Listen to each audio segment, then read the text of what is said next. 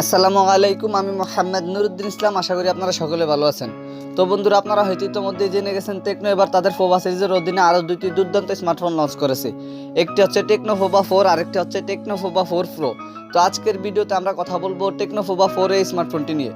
প্রথমত যদি ফোনটির হাইলাইটেড বিষয় নিয়ে কথা বলি, তাহলে এই ফোনটিতে ব্যবহার করা হয়েছে মিডিয়াটেক হেলিওর চিপসেট 50 মেগাপিক্সেলের ক্যামেরা এবং 6000 মিলিঅ্যাম্পিয়ার একটি সুবিশাল ব্যাটারি।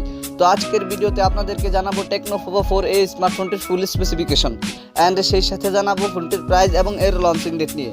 আর ভিডিওটি কন্টিনিউ করলে আপনারা আরও জানতে পারবেন বাজেট রেঞ্জের ফোনটি কি আমাদের জন্য ভ্যালু ফর মানি প্রোভাইড করছে, নাকি এই বাজেটে মার্কেটে আরও কোনো সেরা স্মার্টফোন বর্তমানে আছে। এই সকল প্রশ্নগুলোর উত্তর থাকবে আজকের এই ভিডিওতে। সুতরাং আমি আশা করব আপনারা ভিডিওটি স্কিপ না করে পুরো ভিডিওটি মনোযোগ সহকারে দেখবেন। তো চলুন কথা না বাড়িয়ে মূল ভিডিওতে যাওয়া যাক। বন্ধুরা, সর্বপ্রথম যদি ফোনটির ডিজাইন অ্যান্ড এর বিল্ড কোয়ালিটি নিয়ে কথা বলি, তাহলে এই ফোনটির ডিজাইন করা হয়েছে একদম অসাধারণ লেভেলের এবং এই ফোনটির রিয়ার প্যানেলে ব্যবহার করা হয়েছে গ্লাস অ্যান্ড প্লাস্টিকের একটি সম্মিলিত ব্যাক প্যানেল। আর ফোনটির রিয়ার প্যানেল আসলে আপনার একটি ক্যামেরা বাম্পার মধ্যে পেয়ে যাবেন ট্রিপল ক্যামেরা সেটআপ এবং ফোনটির ফ্রন্ট পার্টে আসলে ফুল ভিউ ডিসপ্লের মাঝখানে থাকছে একটি punch hole cut out camera setup. এই ফোনটিকে আপনারা আর্নো light grey and fluorite blue এই দুইটি কালারেই পেয়ে যাবেন। আর প্রথম দেখাতেই মনে হবে এটি একটি গেমিং ফোন, কারণ এই ফোনটির লুক ও ডিজাইন একদম গেমিং ফোনের মতো করা হয়েছে। আর এই স্মার্টফোনটিতেও কিন্তু অনেক শক্তিশালী এবং গেমিং একটি চিপসেট ব্যবহার করা হয়েছে। তো সবকিছু বিবেচনা করলে বলা যাবে ফোনটির ডিজাইন আমার কাছে অনেক ভালো লেগেছে। আপনাদের কাছে ফোনটির ডিজাইন কেমন লেগেছে কমেন্ট করে অবশ্যই জানাবেন। দেন সেকেন্ডলি যদি ফোনটির ডিসপ্লে নিয়ে কথা বলি, তাহলে এই ফোনটিতে ব্যবহার করেছে 6.82 ইঞ্চির একটি IPS LCD প্যানেলের ডিসপ্লে, যাতে থাকছে HD+ রেজুলেশন। তবে এইরকম বাজেট সেগমেন্টের একটি ফোনে কখনো HD+ রেজুলেশনের ডিসপ্লে আশা করা যায় না। এতে অন্তত পক্ষে ফুল HD+ রেজুলেশনের একটি ডিসপ্লে ব্যবহার করা দরকার ছিল। আর এই ডিসপ্লেটিতে ব্যবহার করেছে 90Hz হাই রিফ্রেশ রেট। ফোনটির ডিসপ্লেতে 90Hz হাই রিফ্রেশ রেট ব্যবহার করায় গেমিং এর সময় ফোনটির ডিসপ্লে থেকে আপনার স্মুথ একটি পারফরমেন্স পেয়ে যাবেন।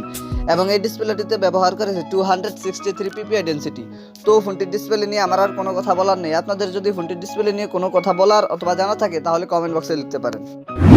থার্ডলি যদি ফোনটির পারফরমেন্স নিয়ে কথা বলি, তাহলে এই ফোনটিতে রান করবে iOS 8.6 বেসড অন Android 12। আর চিপসেট হিসেবে ফোনটিতে ব্যবহার করেছে মিডিয়াটেক হেলিও G99, যেটি 6 ন্যানোমিটার আর্কিটেকচারে বিল্ড করা একটি অক্টা-কোর প্রসেসর। আর জিপিইউ হিসেবে ফোনটিতে থাকছে Mali G57MC2। বরাবরের মতো আপনারা সকলে জানেন এই চিপসেটটি নতুন এবং অনেক শক্তিশালী গেমিং একটি চিপসেট। তো আমরা আশা করতে পারি এই চিপসেটটি থেকে আপনারা ফোনটি দিয়ে যে কোনো হাই অ্যান্ড হেভি গেম বেশি স্মুথলি প্লে করতে পারবেন। এই ফোনটিকে আপনারা 8128 এই একটি ভেরিয়েন্টটি পেয়ে যাবেন।